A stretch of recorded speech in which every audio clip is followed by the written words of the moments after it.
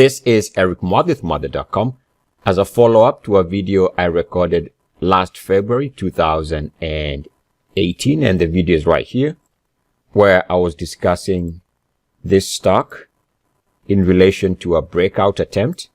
So you can check the video in the description of this video.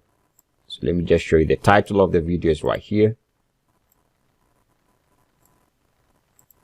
And again, it's going to be in the description of this video. All right, let's go to the current chart. And we can see what I was discussing was this failed breakout at the time in early 2018. And of course, we can see after that failed breakout on the weekly. And there was also another trend line break that was discussed in that video. This trend line break plus the failed breakout, in a sense, were warning signs. And of course, we've seen this eventually drift lower. And we can see the same type of a failed breakout if we take a look at the monthly. There is a monthly closing high here from November 2017. We tried to break out January 2018 and it failed. But that's not the reason for this video. What I wanted to discuss is the amount of time it took to move from here to here, back to this price here.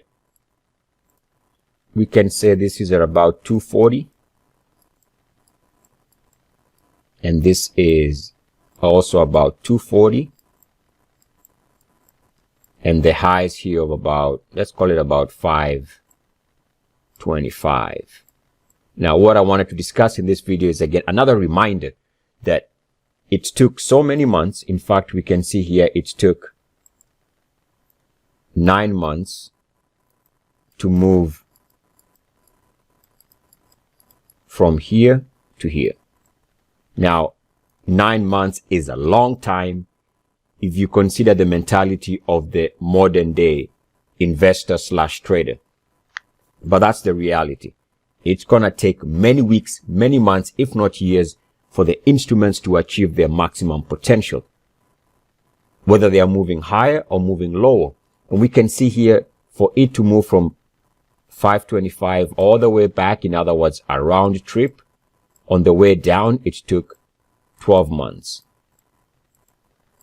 So you can see what I'm saying here is, as a reminder, and again, a follow-up to a video I did recently about holding periods, we can see that irrespective of our desire to have quick gains, the market has its own time frame, its own pace, and the pace is much, much slower than we would like.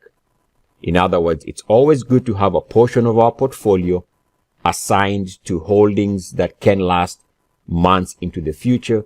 Otherwise, if we are only trading in the small time frame, we are always going to be missing out on the big moves. The chunky moves don't come quickly.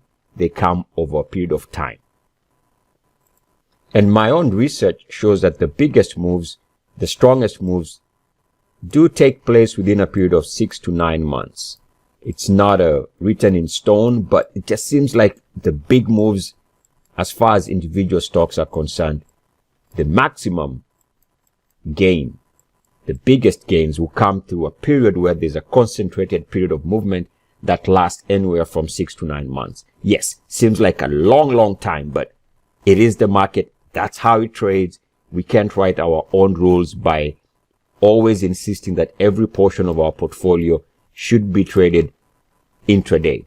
The big chunk, the big profits are going to come by holding over a period of months and sometimes into years. Eric with Mother.com. As always, good luck, peace, and blessings. ESCS.